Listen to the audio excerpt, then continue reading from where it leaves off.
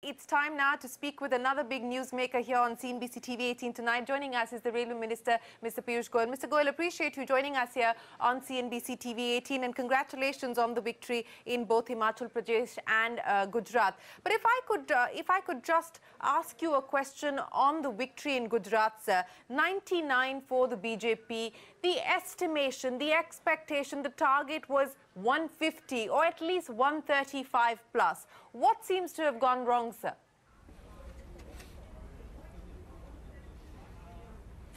Well, I think the big message is that so many years, nearly 3 decades of election victories, one after the other, 22 years of government.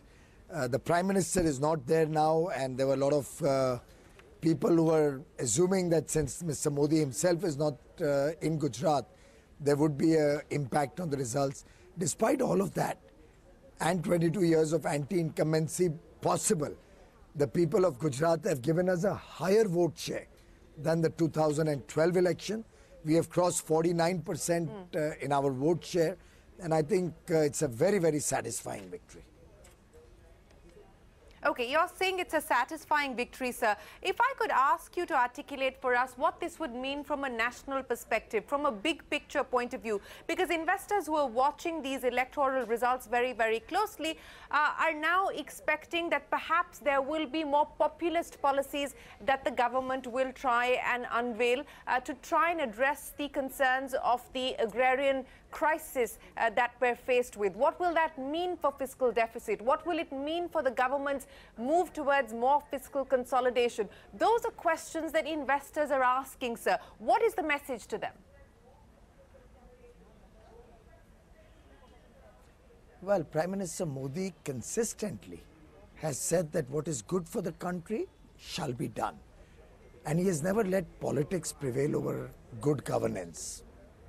And if, to my mind, look at the decisions one after the other. Just before UP and Uttarakhand, Goa, Manipur elections, he had the confidence to take a decision like demonetization, which many people were, even within the party, worried could have a very adverse impact on elections.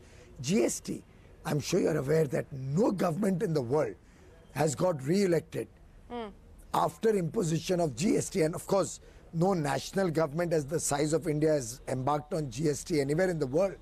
Smaller countries have. So in that sense, Gujarat and Himachal elections coming after GST being implemented, in a way, would have been a cause for concern for any Prime Minister or any government if he was to have politics prevail over national interests. But Prime Minister Modi has consistently stayed the path of good governance and development. And the people of India have reciprocated, they have supported him all through.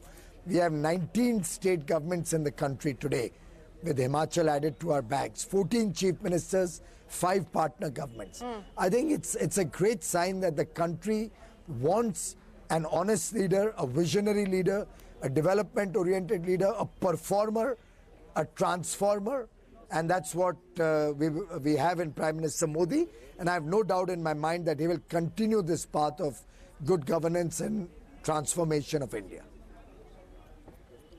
Mr. Goyal, if I could pick up on one of the comments that you made, sir, that the government embarked on reforms that were associated with political risk, demonetization, GST. The Prime Minister has also publicly stated that he is willing to face political consequences of the reforms that he undertakes. But given the fact that we've seen 2 back-to-back measures which have had a fairly disruptive impact on the economy, do you believe that the time is now to pause on reforms that may be good in the long term, but in the short term, the economy cannot face any more disruption, the kind that it faced with demonetization and GST? Do you think that it's time to press the pause button on reforms that may be good in the long term, but disruptive in the short term? Well, may I venture to suggest, Shereen, that whatever measures this government has taken, including GST demonetization or the various other very game-changing decisions, whether it's the insolvency and bankruptcy code, whether it's the Benami Act being notified, whether it's the great thrust for transparency and a corruption-free government, whether it's our effort to ensure that across the country, every section of society is prepared to face the challenges of a new world tomorrow, whether it's the challenge of ensuring a new India by 2022, which is rid of casteism and corruption and communalism and gives people the basic amenities of life. I think in all of these, the common thread has been the well-being and welfare of the people of India. The common thread has been honesty and integrity in governance, good governance. The thread has been of development. The thread has been of preparing India to become a superpower, strengthening the economic macro, and ensuring that in the world scheme of things, in the Committee of Nations, India's head stands high, including a thing like climate change, where most countries thought India would be an impediment. On the contrary, India has become the leader in the fight against climate change. So I think this government has focused on what is good for the country and what is good for the people of India, and that will continue unabated.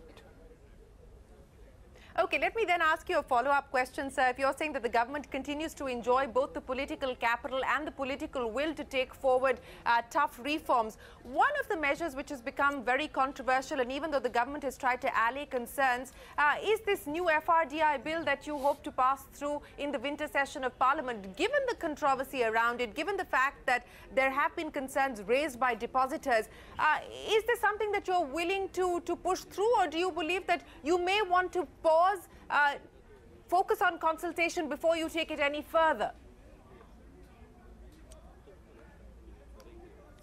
Well, I don't know exactly what the concerns are which are causing so much. I think there's a lot of misinformation around it, which has caused unnecessary concern. This government stands committed to the interests and the protection of the interests of the depositors. Every depositor in a government bank, in a public sector bank, has no reason to worry, no cause for concern. Government will back up all the public sector banks. And to my mind, the new bill only strengthens the interests of the depositors. If there's any misinformation, we'll certainly allay any fears. So the next big sort of milestone on the economic calendar is the union budget. All eyes are now going to be on the finance minister to see how he balances the interests of all stakeholders. And it is going to be a tough tightrope for Mr. Jaitley, given the fiscal constraints that he's faced with. In the order of priority, in the order of choices that you have to make, given the constraints that the government faces on the revenue front, what would you say are going to be the key priorities for the union budget of 2018? Well, first of all, let me correct your perception.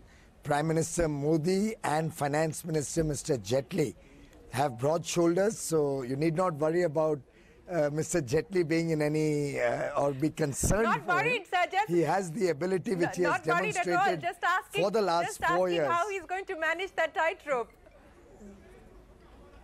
He's not poor, Mr. Jaitley. He's a very resurgent and a very bold Mr. Jaitley, who has the capacity to give out for this country 4 years of good governance, 4 years of relentlessly pursuing an agenda for the development of India. Ever since he became finance minister, to my mind, in the last 4 years, the kind of game-changing reform, the kind of huge impactful measures that Mr. Modi and Mr. Jaitley have taken are truly historic. And to my mind, he's the best finance minister that this country has seen in our 7 decades of independence. But you didn't answer my question about the priorities for the budget, sir. Well, that Mr. Jaitley alone can answer. I'm sure the priorities are going to be what the priorities were for the first 4 years. Ensure a strong economy, ensure the framework and development of the economy over the next 20, 30, 40 years remains safe. Make sure that India is working on the path of both fiscal consolidation and rapid growth. Continue to keep India the fastest growing economy, large economy in the world. Ensure inflation is down. Government works for the welfare of every section of society. He has done that very admirably over the last 4 years, and I'm sure he'll continue to do that in the years ahead. If I could ask you a specific question, sir, because there are lots of ideas that have been put on the table. Of course, the one that has been repeated several times over is the demand for the abolition of income tax. And I know in the past it hasn't found any currency with the government. But the government has now set up a committee to look at the overhaul of the direct tax code. But things like a universal basic income scheme, which again has been an idea that's been put on the table by the chief economic advisor, etc. As we get closer to 2019, sir, what do you believe is going to be the focus of the government as you balance welfare and growth, sir? Well, I'm sure Mr. Jaitley is the right person to answer that. But the good part about Prime Minister Modi, Mr. Jaitley and this government is that they are open to new ideas. We are not ostrich in our thinking. We welcome and like new ideas on the table. Everything is considered and the best idea. Abolition of income tax, a good idea, an idea worth considering, Mr. Goyal? Well, I said all ideas are welcome. We take them on board. We consider all of them. The best ideas will prevail. Personally, if you ask me, I think we should continue with income tax. It's not a good idea to abolish income tax. While giving relief to the middle class, while giving relief to small taxpayers. But overall, we do need to collect revenues. We do need to have taxes from the rich so that we can continue on our path of welfare for the poor. So specifically on the agri-distress and the farm distress that we're seeing, the government has a stated objective of doubling farmers' income by 2022. The question is that going to be a realistic goal, and how do you achieve it? I mean, there's been a committee that the government has set up and that's made several recommendations in terms of improving crop productivity, cutting down the cost of production, diversifying the crop base, etc. How realistic is this? And in the short term, I'm not asking for a quick fix, because I don't believe that there can be a quick fix to address the agri sector. But in terms of actions that we can expect in the budget perhaps, or in 2018 to address the agrarian crisis, what should we realistically expect? Well, in the last few years, we've seen agricultural production grow in this country despite nearly 3 drought years. Even current year, if you see, we've had a very disturbed monsoon. So we had monsoon in some places which far exceeded the normal, and we had monsoon in several states which was far below the normal. While the national average, we were by and large at the medium. So I think we've had certain external factors. Nature has not been very kind to the farmers over the last few years, and different states are addressing that problem. Uttar Pradesh and Maharashtra, both states have addressed that problem to support the farmers.